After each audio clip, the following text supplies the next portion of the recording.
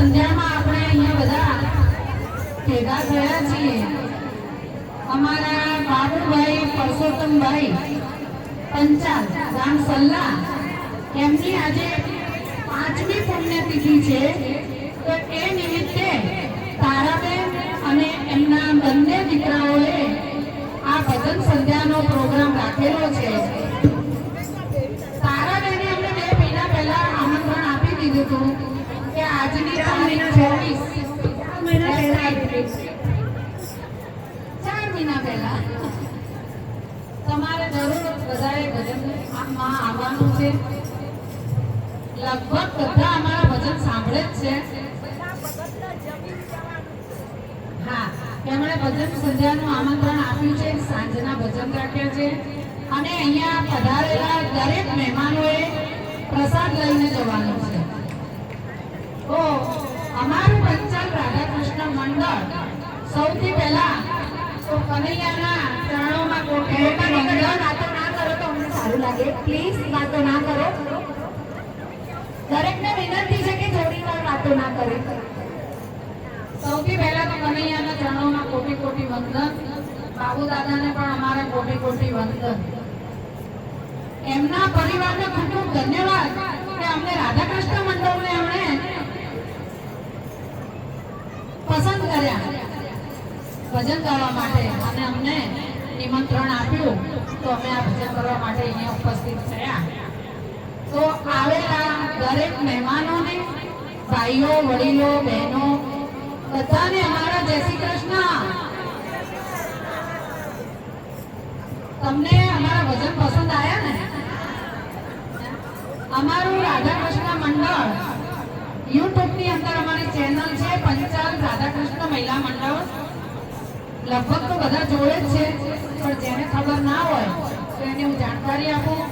તો તમે રાધાકૃષ્ણ મંડળને, આ ચેનલને સબસ્ક્રાઇબ કરજો અને અમારા ભજન જોજો અને બીજાને પણ બતાવજો. અમારું પંચાલ રાધાકૃષ્ણ મંડળ જ્યાં પણ આમંત્રણ આપે, આ તો આપણે અમદાવાદમાં છીએ, નિકોલ ગામમાં છીએ, પણ અમને જો તમે ગામડે બી બોલાવો, મુંબઈ બોલાવો કે અમદાવાદ બોલાવો કે વડોદરા બોલાવો, જ્યાં પણ બોલાવે ત્યાં અમારું મંડળ વિના મૂલ્યે ભજન કરવા આવશે. અમે ભજન કરવા આવવાના કોઈ પૈસા લેતા નથી. અમે મંડળમાં 20 બહેનો છીએ. 20 બહેનો પોતપોતાના ખર્ચે બધા ભજન કરવા માટે બધી જગ્યાએ જવા માટે હોંશે હોંશે તૈયાર થઈ જાય છે. કોઈ દિવસ કોઈ બેન ફરિયાદ નથી કરતા કે આટલા લાંબા દૂર જવાનું છે અને બધો કેટલો ખર્ચો થશે. ખર્ચાની ચિંતા કનૈયો કરે, આપણે શું કરવા કરવાનું? હે ને? આપણે ભજન કરશું તો ભગવાન તો આપણી સાથે જ છે.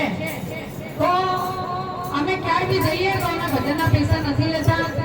બીજું, અમારી કોઈ માંગણી નથી. અમે તો એમ કહીએ કે આના માટે ફૂલનો હાર અને એક ટબુડી પાણી ને એક ટબુડી દૂધ, બસ આટલું અમારા માટે કાફી છે.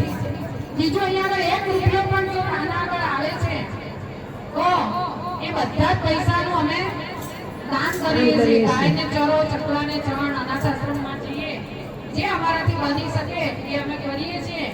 પણ અમારો ભજન કરવાનો ધ્યેય એટલો જ છે કે હવે આપણા પાછલી ઉંમરમાં ભગવાનનું નામ લેવું, મોજ કરવી ને મોજ કરાવી.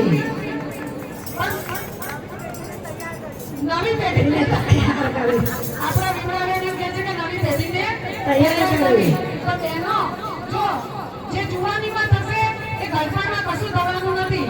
અત્યારે અમારે તારાબાને રમવાનું મન બહુ થાય છે, પણ કે હવે ઘૂંટણ કામ કરતા નથી.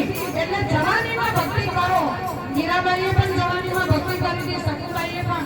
દરેક આપણે આગળના ઇતિહાસો આપણે સાંભળીએ છીએ તો બધાએ જવાનીમાં ભક્તિ કરી છે. બરાબર?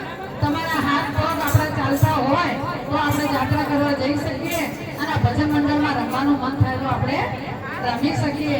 તો એવું જરૂરી નથી કે 60 વર્ષ થાય પછી ભજન કરવા. ભજન તો આપણે જુવાનીમાં કરવાના.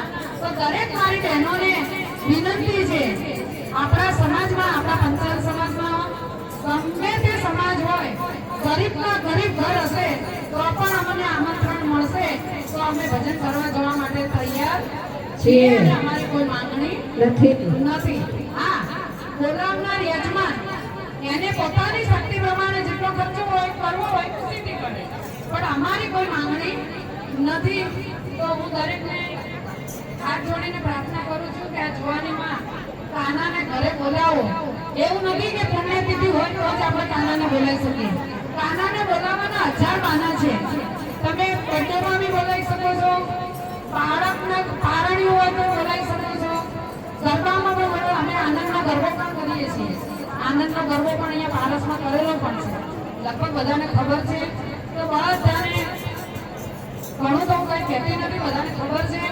પણ તમે બધા સત્સંગ કરજો, કરાવજો, અમને આમંત્રણ આપશો તો અમે જરૂર દોડીને આવીશું. બધાને અમારા પંચાલ રાધાકૃષ્ણ મહિલા મંડળના જય શ્રી કૃષ્ણ. રાધે રાધે.